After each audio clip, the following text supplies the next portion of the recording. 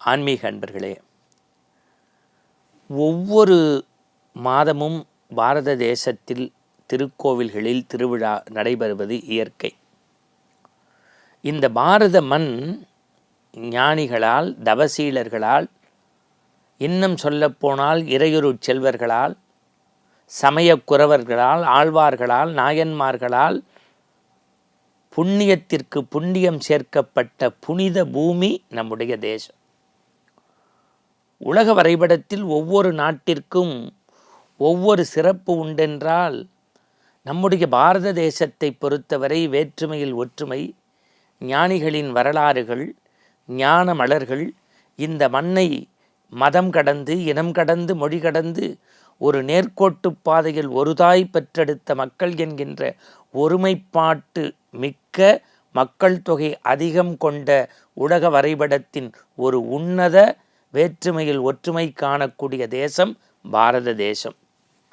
இந்த பாரத தேசத்தில் இந்த மாதம் பல்வேறு சிறப்புகள் உண்டு என்றாலும், இரண்டு ஞான மலர்களை ஒரு சேர கொண்டாடக்கூடிய மாதம் இந்த மாதம்.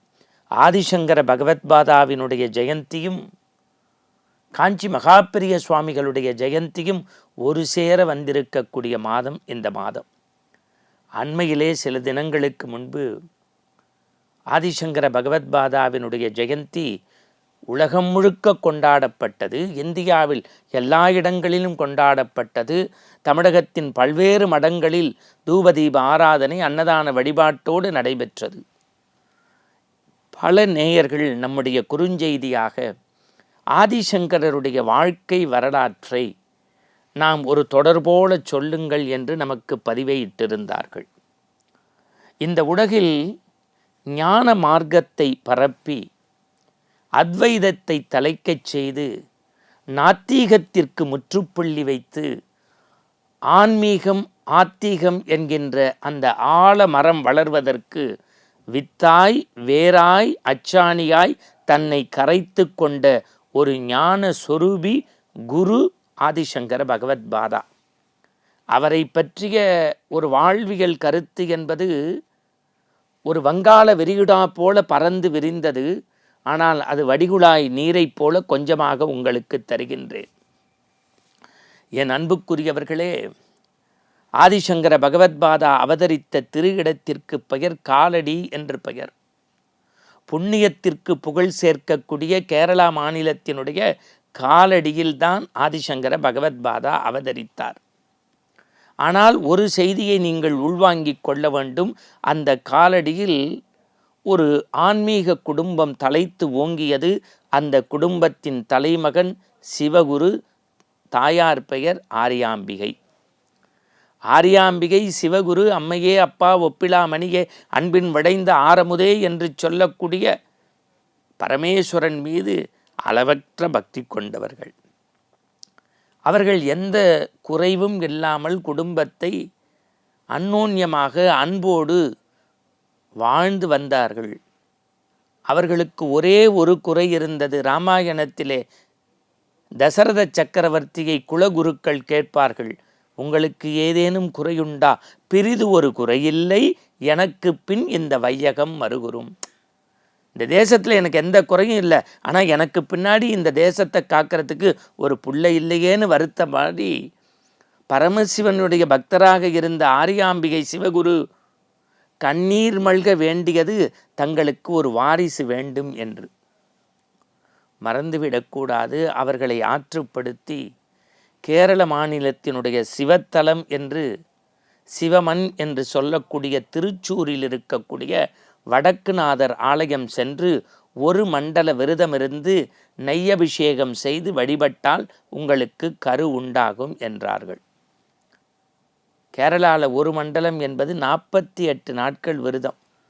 இப்போ நம்ம ஊரில் மண்டல விரதம்னு இருக்கும், அது 15 நாள் 10 நாள், இப்போ ஒரு வாரம். சில பேர் சபரிமலைக்கு மண்டல காலத்தில் ஒரே நாள் மாலை போயிட்டு வரேங்கிறோம். மண்டலம்னா 48 நாள் பரிபூரணமாக விரதம் இருக்கணுங்கிறது தான் ஐதீகம் சொல்லுகிறது.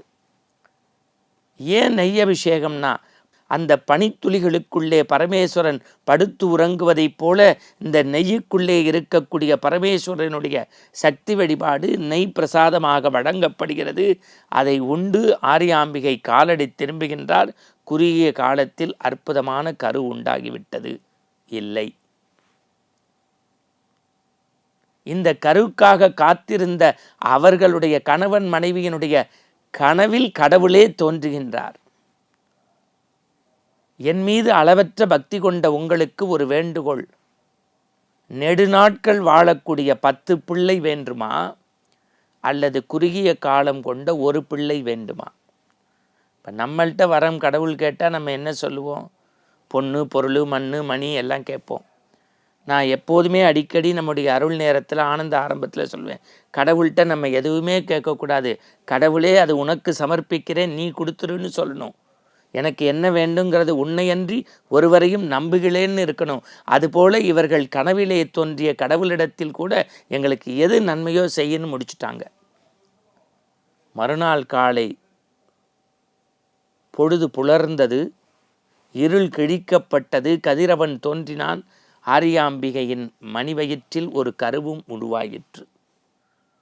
அது ரிக், யஜுர், சாமம், அதர்வனம் என்று 4 வேதத்தையும் இந்த மண்ணில் பரப்ப வந்த வேதத்தின் வித்து என்பது அவர்களுக்கு தெரியாது. அந்த அறிவுசார் குழந்தை பிறந்தது. 3 வயதுகளை தொட்டது. அச்சராபிஷேகம் என்று சொல்லக்கூடிய இந்த நெல்லில் பேர் எழுதுவாங்க. இன்றைக்கும் நீங்கள் கேரளாவில் பார்த்தீங்கன்னா குழந்தைக்கு சாப்பாடு முதல் வயசானோன்னு அன்னம் ஜீரணமாகணும்னு வெள்ளி கிண்ணத்தில் வச்சு கிருஷ்ணங்கோவிலில் வச்சு ஊட்டுவாங்க. சரஸ்வதி பூஜை அன்னைக்கு நெல்லில் பேர் எழுதி பள்ளியில் சேர்ப்பாங்க. அதுபோல் ஆதிசங்கர பகவத்பாதாவுக்கு அந்த கல்வி கற்கக்கூடிய வயது வருகிறது. ஏன்னா ஆரம்பத்திலேயே அவர் வேதங்களை படிக்க தொடங்கிட்டார். என் அன்புக்குரியவர்களே,